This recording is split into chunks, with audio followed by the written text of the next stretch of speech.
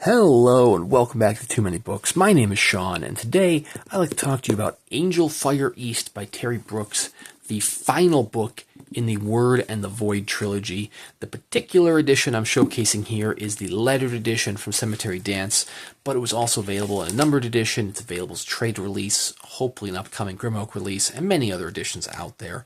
But more information on that once we're done talking about the book itself. Now I'm going to keep this pretty much spoiler-free.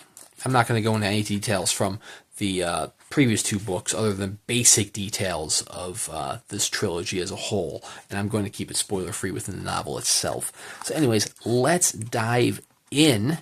A decade has passed since the end of A Night of the Word, which was a pretty middling novel, pretty weak in my opinion. But here we find ourselves back within Illinois, back within Nest's hometown to see what's going on with Nest as an adult. But the actual catalyst that brings this story into play starts with John Ross. So quick recap, spoiler-free recap. Nest Freemark is a young girl who found herself almost destined in a way to be kind of caught in the middle of a battle between good and evil. John Ross is a knight of the Word. He is an agent of good, trying to save the world, whereas the Void are the forces of evil and demons trying to destroy the world. So the first novel was Nest's journey. The second novel was John Ross's journey as he tried to branch away from his career. And now here in the third volume of this trilogy, we find their paths crossing once again. John Ross has found himself as the guardian of a gypsy morph, which is a magical being, a magical creature, which changes forms and changes states of matter, honestly, until eventually becomes reaching its full potential. Right now it is in the form of a young boy, and he wants to protect this young boy from the forces of evil. So he brings this young boy back to Nest's hometown to see if Nest can assist him in this mission to protect the gypsy morph. But hot on his heels, hot on the trail, are a number of demons, including Findo Gask, a psychopathic demon by the name of Penny Dreadful, and several others. And there are other individuals from Nest's past from that first novel who are back in the picture as well. Now, I will say that it does sound like, John Ross is going to have something to do in this novel. And I am sad to say, no, he doesn't. That is probably my first big complaint about the novel, is John Ross is pretty much useless in this novel. He's just there to bring the gypsy morph into the picture. And then he just kind of stands around the rest of the time. Up until the final confrontation, there are plenty of moments where John Ross could do something. You are a knight of the Word. You have a magic staff. You have abilities.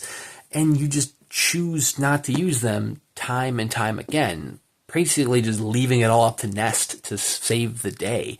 I mean, Nest does a good job. She's a very strong protagonist. I enjoyed her in Running with the Demon. I felt she was kind of useless and just kind of tacked into the middle novel, but she's good in this one. She's holding everything together. But what I will say is that there are too many parallels, in my opinion, to Running with the Demon, which were handled better in Running with the Demon than they were in here. And it's just disappointing in that regard. I mean, the villains are the most fleshed out of all of the villains within the whole trilogy. I mean, Findo Gast and Penny Dreadful are downright sinister characters, but they're almost cartoonishly sinister. Penny Dreadful in particular, I mean, she, being a demon, is trying to, lure people over to the side of evil, to the side of temptation. And there's a character in this who is a recovering drug addict. And so Penny Dreadful is constantly trying to entice this character with drugs. And it feels so cartoonishly cliche. It feels like one of those after-school specials. You're like, this, it almost takes you out of the narrative, in my opinion. Just like the previous two novels, this one takes place around holiday. The first one took place around the 4th of July. Second one took place around Halloween. Here we are in winter, taking place around Christmas. which doesn't really play into the plot at all. The only thing that it does do is put some snow on the ground. That way they can go sledding, and that way the forces of evil can try to do an Ethan Frome moment. That's a deep cut for any literature fans. Good old Edith Wharton.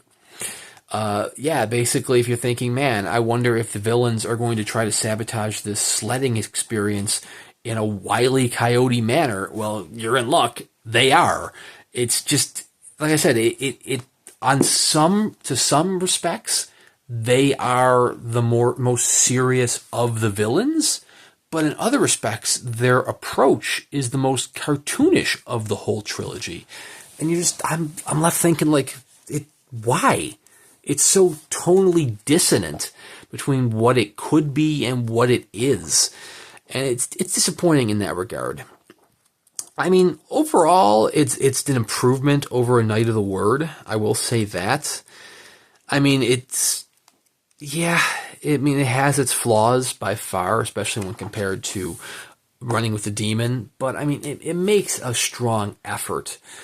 I mean, unfortunately, Pick is back in full force, and I hate Pick. I mean, I complained a lot about him in the review of Running with the Demon. And those complaints remain true here. Thankfully, he wasn't as present as he was in Running with the Demon, so he wasn't as much of an exposition machine, but he's just so annoying. So incredibly annoying. But still not as annoying as John Ross and his complete lack of action throughout this entire freaking novel. Like, it almost would have been better if Brooks had brought Ross in and, like, just killed him. Like, just instead of, like, having Ross just sit on the sidelines for 3/4 of the book, like, bring him in, have him die in an early scene after bringing the Gypsy Morph to Nest, and, like, that is the passing of the torch. That would have been great.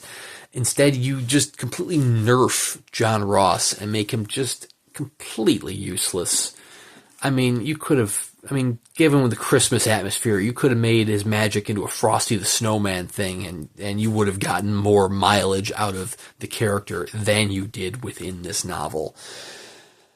That being said, I mean, the ending was good. It was a fitting end. I mean, when I say fitting end, I don't mean the final confrontation. The confrontation kind of sucked. But the chapters afterwards were decent enough. It was a very touching conclusion to the arc of the characters of John, of Nest. I will say the final confrontation, while it does have a nice little action, the actual confrontation between them and Findo Gask, the main baddie, is a wet fart. Yeah, I don't want to talk about that without going into spoiler details, which maybe I'll do in a minute. I'll do it in a minute after I'm done talking about the non-spoiler stuff. I talk about the editions out here, and then we'll talk about the spoilers. But anyways, Angel Fire East, I mean, it didn't need to necessarily be a trilogy. It stood on its own with Running with the Demon.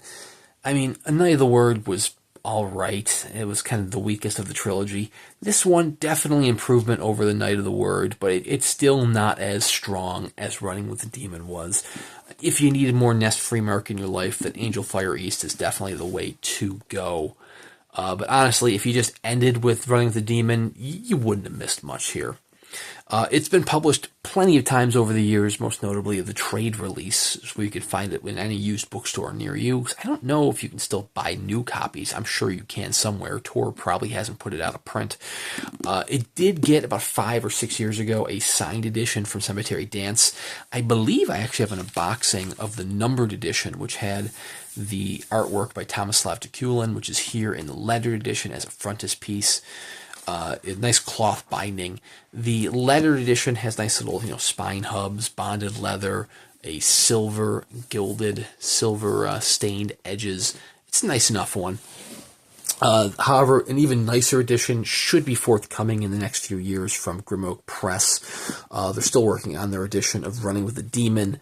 It'll be a bit pricier, but it will have nice color interiors. I don't know who the artist is by, but if you needed to finish a nice little trilogy for the Angel Fire East or for the Word of the Void trilogy, Angel Fire East will suffice.